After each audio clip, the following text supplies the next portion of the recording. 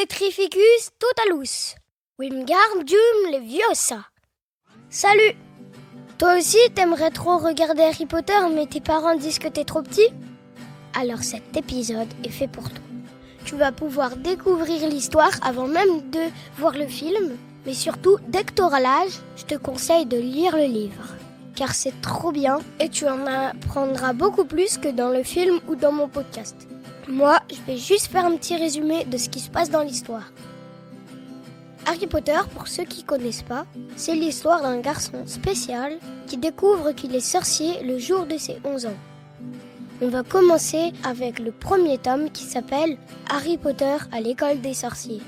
J'ai lu pour la première fois l'été dernier, en août 2023, et j'ai adoré. Vous êtes prêts les copains? C'est parti!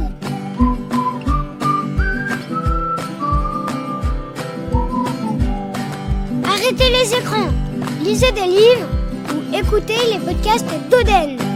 Des petites histoires racontées par moi-même, pour les grands comme moi, et surtout pas pour les adultes. Bonne écoute les copains! L'histoire commence à Londres et présente la famille Dursley, avec Vernon et Pétunia, qui sont des gens très ordinaires et très bêtes, et leur fils Dudley, qui est encore plus bête et très gâté par ses parents. Un jour, des choses étranges commencent à se produire dans le quartier. Les gens chuchotent sur des événements bizarres, des chouettes volent partout dans le ciel en plein jour, et tout le monde porte des robes étranges. Les Dursley détestent tout ce qui est bizarre ou magique. On apprend que Madame Dursley est la sœur de la maman d'Harry Potter, qui habite à quelques pas de la rue avec le papa. Les Dursley, ils les détestent car ils savent que ce sont des sorciers. Ensuite, il y a un vieux monsieur qui arrive de nulle part pendant la nuit. Il attrape toutes les lumières des lampadaires avec un outil magique et se dirige devant la porte des Dursley. Et là, il y a un chat noir qui se transforme en humain et on apprend que c'est le professeur McGonagall. Et le vieux sorcier, c'est en fait le professeur Albus Dumbledore, c'est le directeur de Poudlard. L'école des sorciers où Harry va aller un peu plus tard, vous verrez. Ils attendent une autre personne qui arrive sur une moto volante. C'est Hagrid, le garde-chasse de Poudlard. Je l'adore, Hagrid. C'est un espèce de géant avec une grosse barbe, mais il est trop sympa. Il a un bébé dans les bras et il s'apprête à le déposer devant la porte des Dursley. Ce bébé, c'est en fait Harry Potter. Il a survécu à l'attaque du grand méchant dont on ne doit pas prononcer le nom. C'est Voldemort. Il a tué ses parents et quand il a essayé de tuer Harry Potter, il a disparu. C'est à cause de cette attaque que Harry Potter a une cicatrice en forme d'éclair sur le front. Et c'est grâce à ça que Harry va être très populaire et connu de tous comme étant le seul à avoir vaincu Voldemort. Du coup, la seule famille qui lui reste, c'est celle de sa tante Pétunia. Donc, il le dépose ici pour qu'il se fasse élever par la famille Dursley. Le pauvre, ils vont pas du tout être sympas avec lui. Il va avoir une enfance pas très joyeuse. Et même dormir dans un placard sous les escaliers jusqu'à ses 11 ans. Un jour, il reçoit une lettre mystérieuse qui annonce son admission à Poudlard. Mais en fait, les Dursley, ils cachent tout le temps les lettres. Mais les lettres, elles arrivent de partout, de la cheminée, par la boîte aux lettres, par les fenêtres. Du coup, après, il part sur une île qui est au milieu de la mer. Et c'est là que Hagrid va venir, vous verrez. Donc, Hagrid vient le chercher le jour de son anniv pour l'amener à Poudlard, même si sa famille veut pas. Harry découvre le chemin de traverse, un endroit magique où il achète ses fournitures pour l'école. C'est aussi là qu'il achète sa chouette Edwige et qu'il choisit sa baguette magique. Ensuite, il doit prendre le train pour aller à l'école. Et sur son billet, c'est noté quai 9/3. Il sait pas comment y aller. Mais heureusement, il croise la famille Weasley avec Ron qui va devenir un de ses meilleurs copains et il lui explique comment accéder à la voie 9/3. Il faut foncer dans un mur. Là, c'est trop marrant. Une fois dans le train, il sympathise avec Ron et découvre les bonbons magiques du Poudlard Express. Moi, j'adore les bonbons de Bertie Crochu. Il y a plein de goûts bizarres. Savon, herbe, vomi, œufs pourris, crottes de nez, vers de terre. C'est dégoûtant.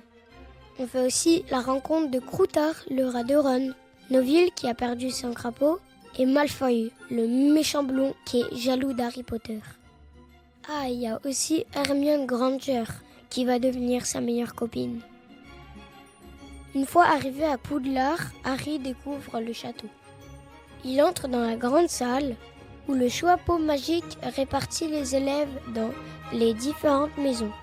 Le chapeau magique, c'est un chapeau, tu vois, qui est vivant et quand tu le mets sur la tête, il va dire dans quelle maison tu vas aller. Il y a Poussouf, Serdaigle, Serpentard et Gryffondor. À Poudlard, il y a plusieurs professeurs importants. Albus Dumbledore, le directeur, Severus Rogue, le professeur de potions. Harry Potter, il l'aime pas trop dans le livre. McGonagall, le professeur de métamorphose, c'était le chat au début du livre. Rémus Lupin, le prof de défense contre les forces du mal, c'est un loup-garou. Et Quirrell, aussi professeur de défense contre les forces du mal. Il bégaye et il a un côté sombre, vous verrez pourquoi.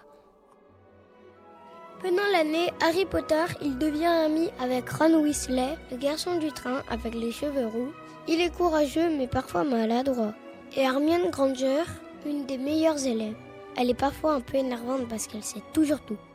Ensemble, ils vont apprendre la magie et ils vont vivre plein d'aventures.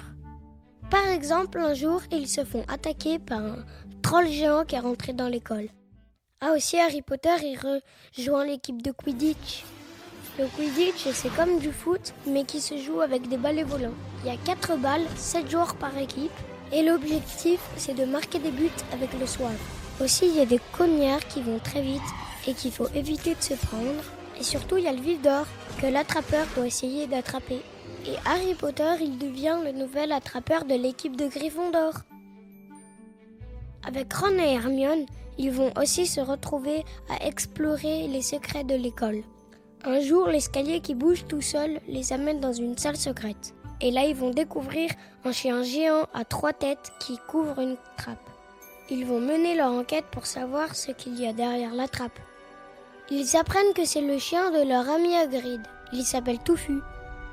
À force de chercher les indices, ils finissent par découvrir l'existence d'une pierre magique très puissante cachée à l'école. Cette pierre est capable de donner la vie éternelle à celui qui la possède. C'est la pierre philosophale. Harry Potter, il pense que c'est Rogue qui veut l'avoir et qui travaille pour celui dont on ne doit pas prononcer le nom. À Noël, Harry Potter reçoit un cadeau anonyme qui va lui être très utile, une cape d'invisibilité. Grâce à ça, ils découvrent certains secrets et obtiennent des indices pour avancer dans leurs recherches. Pendant ce temps, Hagrid s'est fait offrir un œuf de dragon et quand ils vont le voir, on va voir le bébé dragon sortir de son œuf. Il s'appelle Norbert. J'adore ce passage. Mais en réalité, il n'a pas le droit d'avoir un dragon, du coup il va devoir l'envoyer dans un autre pays. C'est en parlant avec Hagrid qu'ils vont finir par comprendre comment passer par la trappe. Parce que Hagrid va leur dire comment endormir le chien. Un jour, ils ont une punition et ils doivent aller dans la forêt interdite. Et là, on voit une créature en train de boire le sang d'une licorne. Et en fait, c'est Voldemort qui a besoin de sang pour devenir plus fort.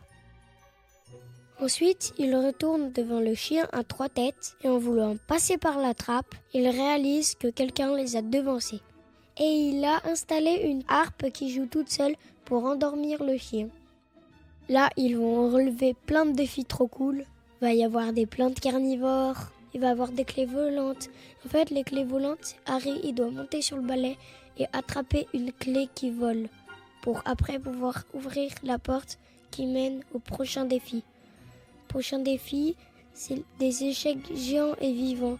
Et Ron va devoir se sacrifier pour laisser Harry Potter gagner la partie d'échecs et pour pouvoir avancer. Dans la dernière salle, il découvre que, en fait, le professeur Quirrell est possédé par Voldemort. Le sorcier maléfique cherchait à s'emparer de la pierre philosophale pour avoir la vie éternelle. Harry affronte Voldemort et Quirrell pour protéger la pierre. L'amour et la protection magique de sa mère qui demeure en lui repousse Voldemort, sauvant ainsi la pierre et l'école. On arrive à la fin de l'histoire. La première année à Poudlard s'achève et c'est le moment de compter les points pour savoir quelle maison a gagné. Et c'est Serpentard qui gagne. Mais c'est sans compter les points de dernière minute attribués par Dumbledore à Gryffondor pour leur bravoure dans toutes ces épreuves. C'est donc finalement une victoire triomphante pour Gryffondor et pour Harry, Ron et Hermione qui deviennent des amis encore plus proches. Et voilà, cette première année marque le début des incroyables aventures de Harry Potter en tant que sorcier. J'espère que ça vous a plu et que ça vous a donné envie de lire le livre et de voir le film. Vous verrez, il se passe beaucoup plus de choses que dans mon résumé. C'est trop bien Harry Potter.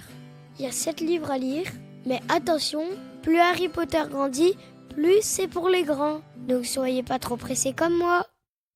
Je dédicace cet épisode à Maniel de Bagnols-sur-Cèze, Eva et Elias de Malaga en Espagne, Iris et Léon de Singapour, Servan de Cherbourg, Louis de Comel-Vernet, Samy de Tunis, Lisande, Vae et Paolo, et pour finir, Méline et Zacharia. Voilà les petits sorciers et petites sorcières, on se retrouve bientôt dans un nouvel épisode. Alors bonne journée ou bonne nuit ou bonne route. Ciao ciao.